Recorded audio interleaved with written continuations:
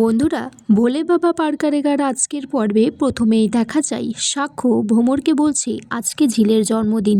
আমি ওর আধার কার্ডটা চেক করার সময় দেখেছিলাম বস্তিতে সেইভাবে ওর জন্মদিন উদযাপন করা হয় না, আর আমি নিশ্চিত মিনু মাসিরও ঝিলের জন্মদিনের তারিখটা মনে নেই। তখন সুবলাকে বলে যে আজকে বস্তি থেকে অনেক লোকজন আসবে, রান্না তোমাকে করতে হবে না, আমি বাইরে থেকে অর্ডার দিয়ে দেবো। আর মেসোমশাইয়ের জন্য কিছু হেলদি কিছু অর্ডার দিয়ে দেবো, আমি তো ডাক্তার, আমি জানি যে উনি কী খাবেন। তখন সেখানে চৈতি আসে, বলছে কি কোনো গোপন কথা আলোচনা করা হচ্ছে নাকি, আমি তো পাশ দিয়েই যাচ্ছিলাম।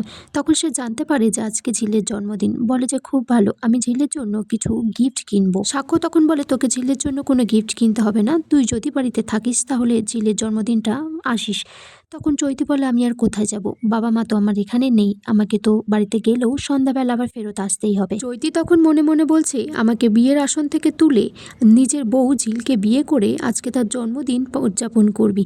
দেখ না সাক্ষ্য, এই জন্মদিনটা আমি কেমন ঘি ঢেলে দিই। ভ্রমর তখন বলছে দাদা ভাই তাহলে আমরা বাড়িটা সাজিয়ে ফেলি। তখন সাক্ষ্য বলছে যে ঝিল যাতে জানতে না পারে তাই আমরা বাড়িতে নয় বাড়ির বাইরেটা সাজাবো।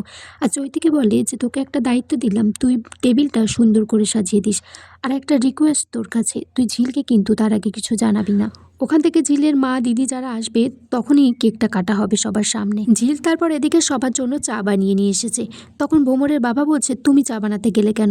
তখন ঝিল বলছে চিন্তা করবেন না, আমি সুবলার মতনই এই ঘরে রান্না বান্না সবই করব, চাটাও করে নিয়ে আসবো। তখন রায়পূর্ণা বলছে যে তুমিও তাহলে মানলে যে তুমিও সুবলার মতো এই বাড়িতে কাজকর্ম করার জন্য রয়েছো। ঝিল তখন বলছে সুবলা দিকে এই বাড়িতে কি করে রেখেছো আমি জানি না, কিন্তু আমি তো এই বাড়ির বউ, বউ যদি মানতে না পারো তাহলে মানুষ তো মানতে পারো। সাক্ষ্য বলছে ঝিলের মা দিদি বস্তি থেকে ওরা আসলে পারে, আমি ওদের জন্য হোটেল থেকে খাবার অর্ডার করেছি, আমার আত্মীয়কে তোমরা যেন আলাদাভাবে দেখো না। তখন সাক্ষর দাদু বলছে যে ওরা হোটেলের খাবারের মর্যাদা দিতে পারবে না, ওদেরকে না হয় রান্না বান্না করে খাইয়ে ওই বাগানে বসিয়ে খাওয়ানোটাই ভালো ছিল ওদের জন্য।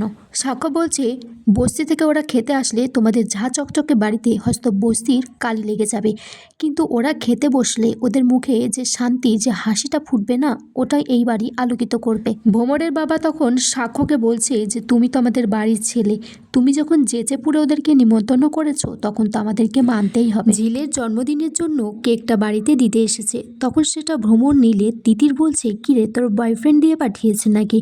ভ্রমর তখন বলছে তুই কেন ফালতু কথা বলছিস বড়দের সামনে?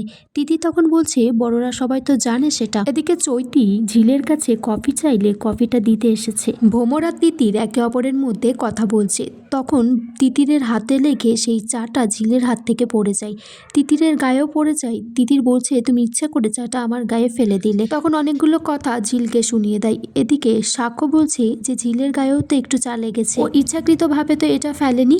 তখন সাক্ষর কাকা সুবলাকে বলে যে জায়গাটা নোংরা হয়ে গেছে, পরিষ্কার করে দিতে। ঝিল বলছে আমি যে দোষটা করিনি সেটা নিয়ে যদি আমাদের আর একবার কথা শুনতে হয়েছে তাহলে কিন্তু আমি তাণ্ডব শুরু করব। ঝিল তখন সবাইকে বলছে আমি নিজে হাতে রান্না করব দুপুরের জন্য, সবাইকে সেটা খেতে হবে, আর সকালের চাটাও সবাইকে খেতে হবে। তখন সাক্ষর দাদুকে বলছে যে দাদু ভাই তুমি যে স্মোক করো সেটা কিন্তু একদম স্বাস্থ্যের জন্য ভালো না। ঝিল তারপর সাক্ষর দাদুর সিগারেটের প্যাকেটটা লুকিয়ে রাখে, বলছে যে তুমি তো ভাবছো যে আমি এটা কি করে পেলাম, তোমাকে সারাদিন ফলো করছি তারপরে প্যাকেটটা লুকিয়ে রেখেছি, তুমি এটা কিছুতেই খাবে না কারণ এটা স্বাস্থ্যের জন্য একদমই ভালো নয়। ঝিল তারপর বলছে যে আই লাভ ইউ দাদু ভাই, তুমি যতই আমাকে বকাবকি করো আমি কিন্তু আমার কাজটা ঠিক হাসিল করে নেব।